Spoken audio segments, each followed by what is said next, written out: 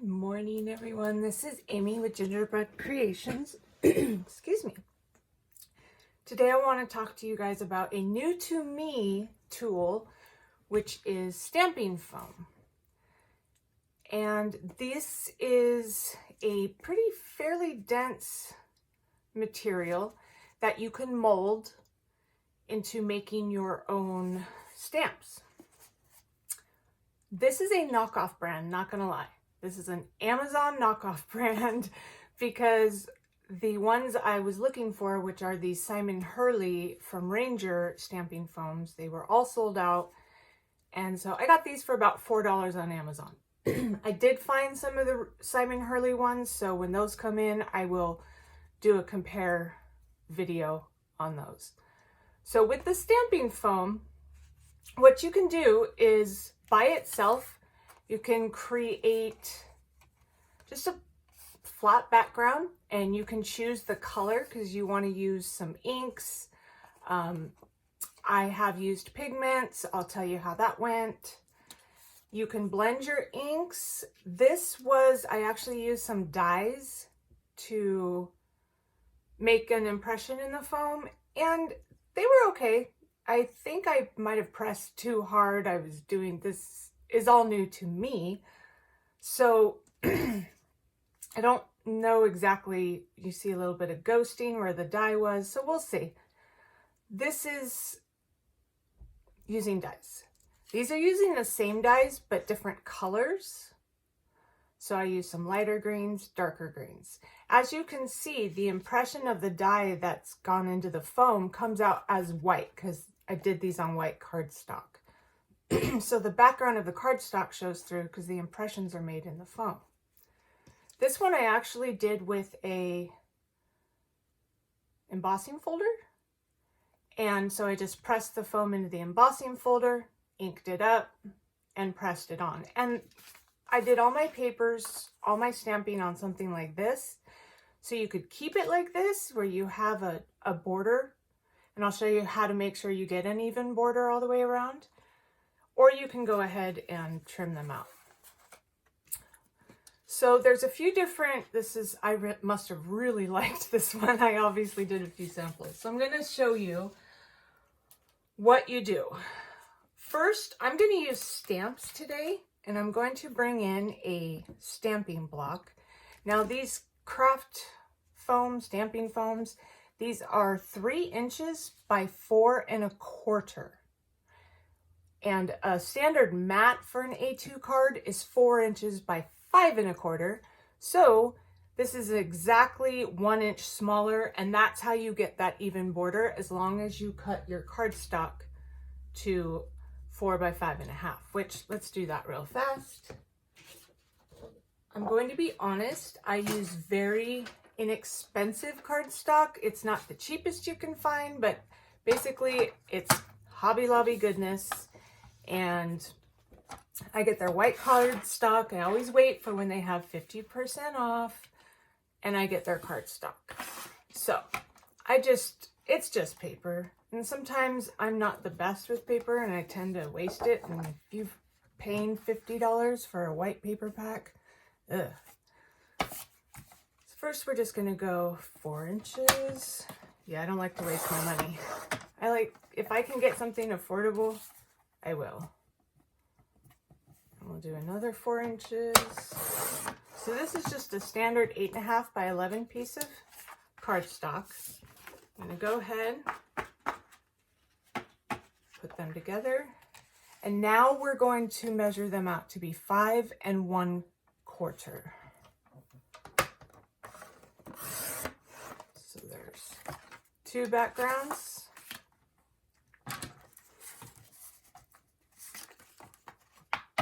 And then we'll do it again to 5 1/4.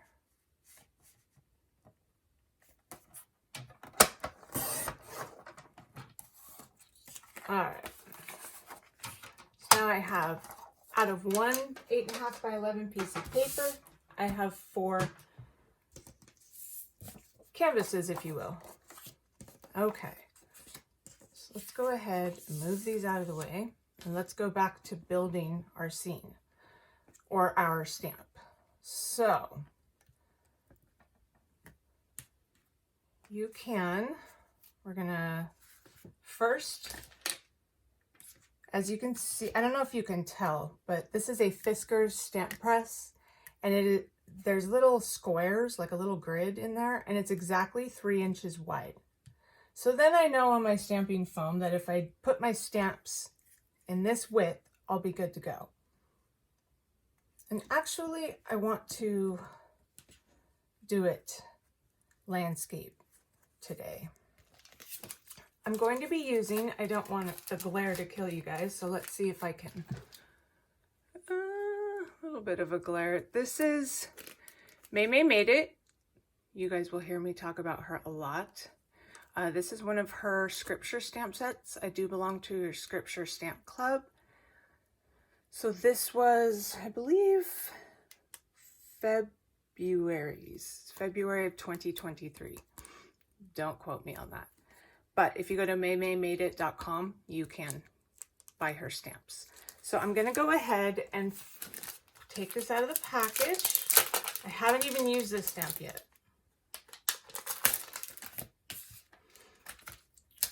And what I want to do is use this bottom, trying not to give you guys a glare, this bottom rainbow, and there's about 4 stamps, and then I want to use this cloud. And the idea of the stamping foam is, yes, I could stamp these out, sure, but this makes a really cool just technique that you may not be able to get. So, little tip, if you are working with photopolymer stamps or any stamps that might be sticky, if you use a pencil eraser, you can generally move it without having it stick. This will probably be literally the longest part of the process. Okay.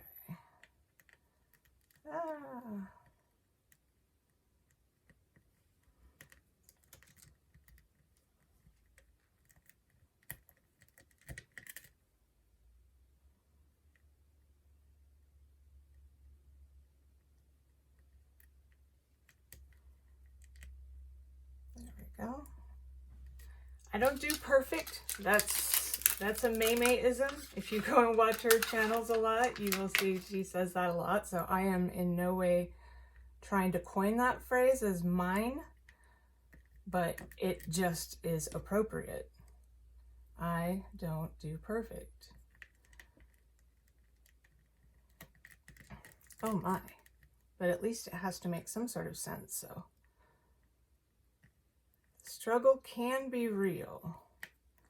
These really want to stick.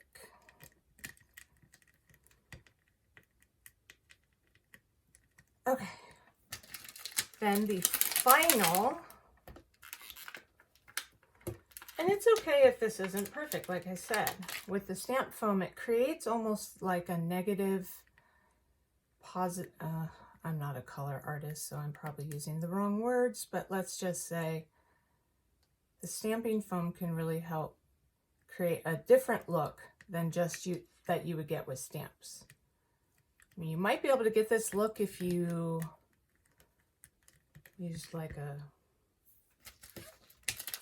embossing powder.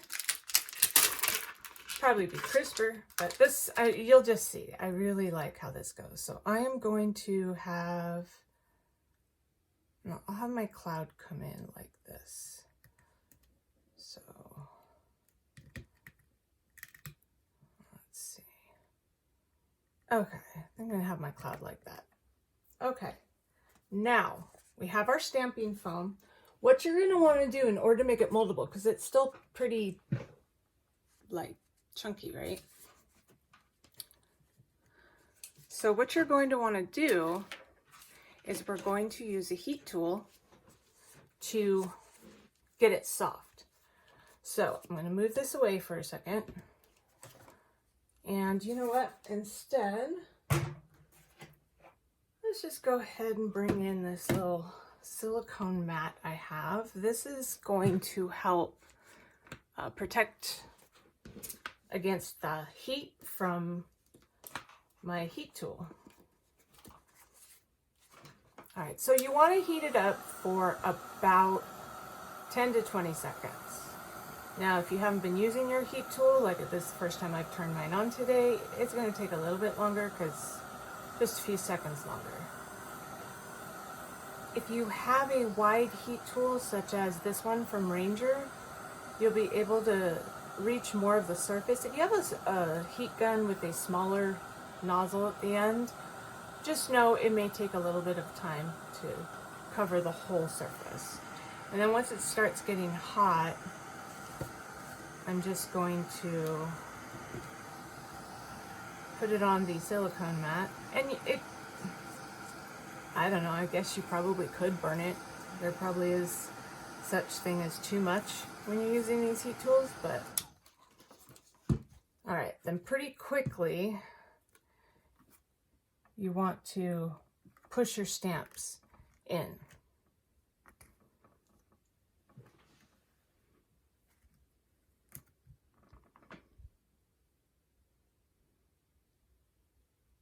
Now I'm not trying to go too hard, but I'm trying to kind of get even pressure on there, and let's see how it did. So now we have, can you see that? So now we have kind of our own impression. Now you can go wild. For demonstration purposes, I'm just going to do a couple colors here. I'm going to use some Distress inks, and I'm going to go with Chipped Sapphire and Mermaid Lagoon. So let's start with the Mermaid Lagoon.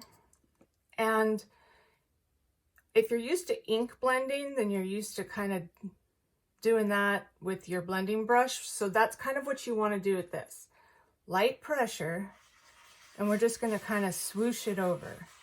You don't want to pat it down because then it's going to leave lines, unless that's the look you're going for.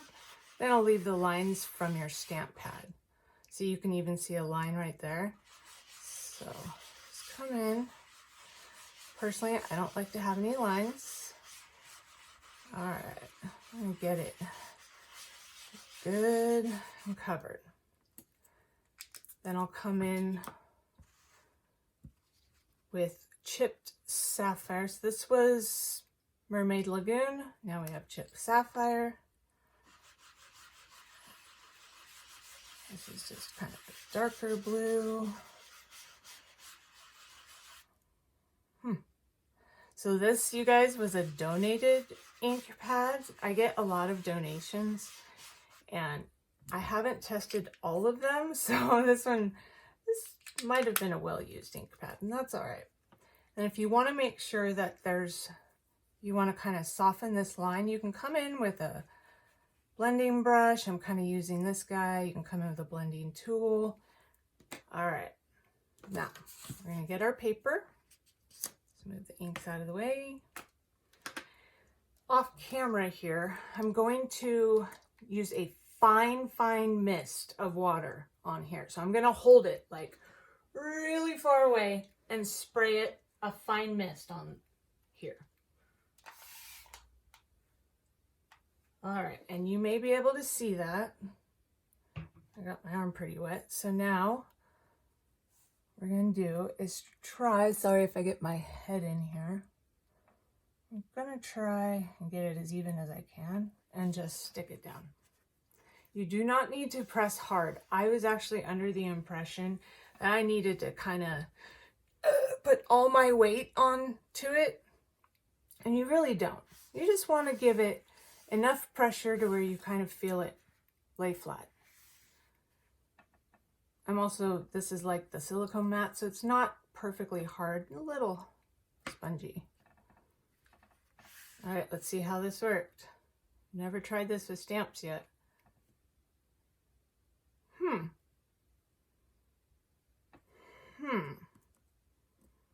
Well, I don't hate it, but I don't love it either.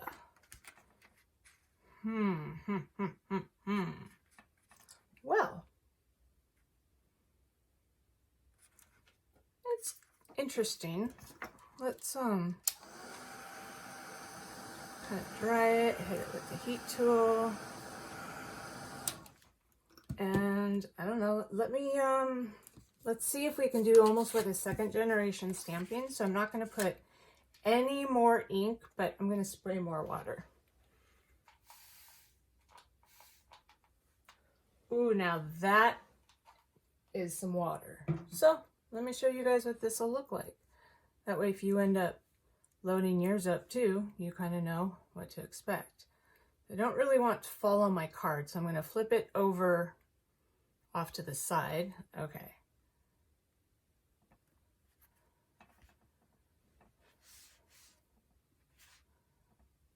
Let's see, in order to get even pressure, let's see if I can just use a brayer so that way I'm not, okay, just be careful you don't move it.